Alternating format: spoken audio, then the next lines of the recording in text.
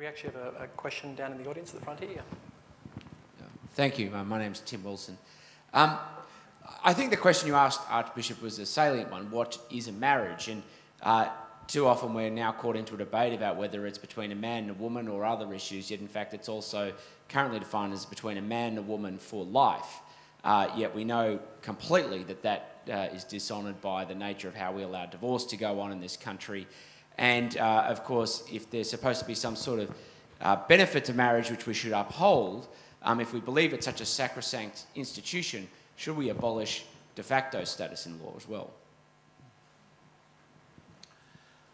I think it's very interesting, and thank you for your question. It's the Human Rights Commissioner, by the way, if you couldn't see who it was.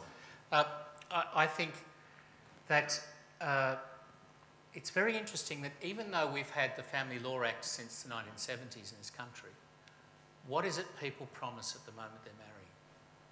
And they still promise for life. That's still actually, deep down, that's what they want, that's what they understand is fundamental to it. So you try to change the laws around it, try to fiddle with, do your social experiment. Deep down, what is it people want? What are they aspiring to at that moment, whatever actually happens later? What do they really hope for? What do they mean when they promise it? Why do we still leave it there as an essential part of the definition of marriage in this country? For life is still part of our definition. It's because deep down we know it is about more than just a promise of love for now and a promise of commitment for now. We know it's about something more. And that asks me, that again invites the question, well, what is the more? What is it that we think marriage is about? And you've identified another element apart from the sexual complementarity. We also think it's about the aspiration for permanence. And so there's another aspect that I'm very uncomfortable about people trying to obliterate or tinker with a social experiment.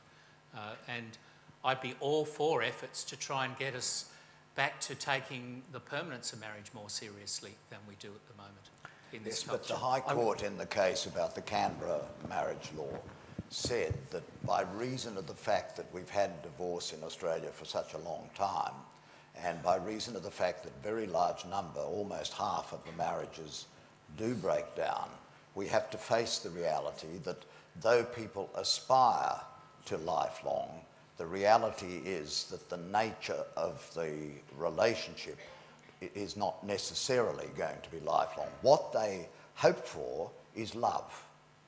And that is something that I can tell you is common to same-sex relationships. Love and support and kindness and truthfulness, being able to talk to somebody who'll put you in your place and tell you the truth. This is something that is very beautiful. And I can tell you that in same-sex relationships, that can be so. And in my case, it is lifelong.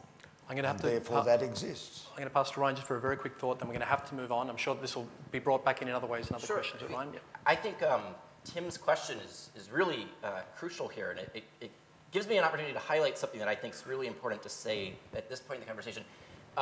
Gays and lesbians are not to blame for the crisis that we see in the family right now in the United States and what I am perceiving to be taking place in Australia. Whether it's the high rates of non-marital childbearing or the high rates of divorce, the no-fault divorce laws, gays and lesbians did not cause this. And gay marriage is not to blame for this.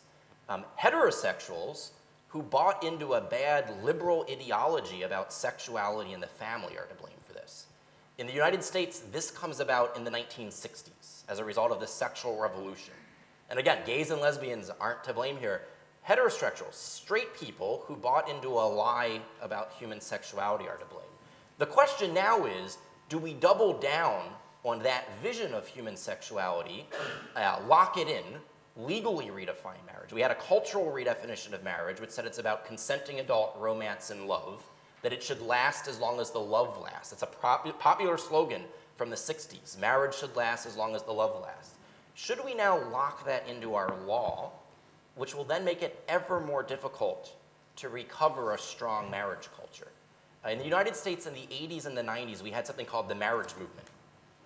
it had nothing to do with gays and lesbians. The marriage movement in the 80s and 90s was combating no-fault divorce in the United States. It was combating single parenting, non-marital childbirths. And only in 2003, after the Massachusetts state court redefined marriage, the first state in the United States to redefine marriage, those scholars and activists said to themselves, does redefining marriage make marriage stronger or weaker? And they concluded that it would make marriage weaker, because they said, we've been running around the country for the past 20 years saying that fathers matter. We have too many children in the United States being raised by single mothers. We've been saying dads matter. How will we say that those fathers are essential if the government redefines marriage to make fathers optional? So gays have to We're make going to have a to. great sacrifice. We're going to have to move on So- from this because there are a range of other issues, but this will come up in different ways. You want rose-coloured glasses to go back to I'm the going to have to 1950s. call order It's here. not going to happen.